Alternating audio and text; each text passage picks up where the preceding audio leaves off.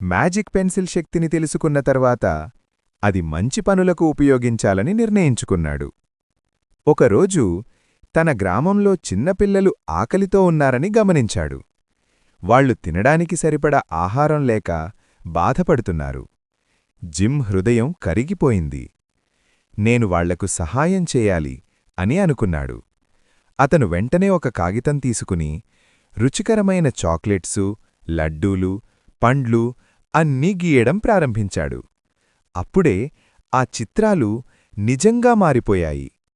ఆహారం ఒక్కసారిగా నిజంగా కనిపించింది. పిల్లలు ఆనందంతో పరిగెత్తుకుంటూ వచ్చారు. వావ్! ఎంత మంచి ఆహారం అని సంతోషించారు. అందరూ తినడం ప్రారంభించారు. మొదట్లో అన్నీ బాగానే ఉన్నాయి. కాని కొద్దిసేపటికి సమస్య మొదలైంది. ఎవరికి ఎక్కువ కావాలో అందరూ పోటీపడ్డం ప్రారంభించారు. పిల్లల మధ్య తగాదాలు మొదలయ్యాయి. ఆహారం కోసం తోసుకోవడం, గొడవలు, గ్రామం మొత్తం కలతలో పడిపోయింది. జిమ్ షాక్ అయ్యాడు. నేను మంచికోసం చేశాను, కాని ఇది ఎందుకిలా అయింది అని ఆలోచించాడు. అప్పుడు అతనికి అర్థమైంది. సహాయం అంటే కేవలం ఇవ్వడం కాదు, సరైన విధంగా పంచడం కూడా.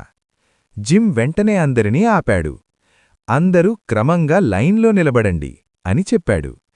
అతను ఆహారాన్ని సమానంగా పంచాడు. పిల్లలు మళ్లీ సంతోషంగా తిన్నారు. గ్రామంలో శాంతి తిరిగి వచ్చింది. జిమ్ చిరునవ్వుతో చూశాడు. ఇప్పుడతను నిజంగా అర్థం చేసుకున్నాడు.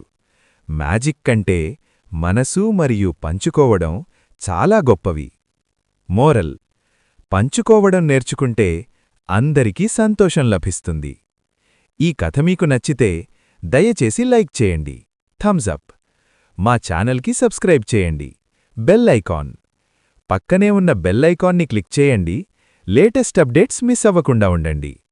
మీకు ఈ వీడియో ఎలా అనిపించింది కామెంట్ రూపంలో మాకు తెలియచేయండి. మీ అభిప్రాయం మాకోసం చాలా విలువైనది.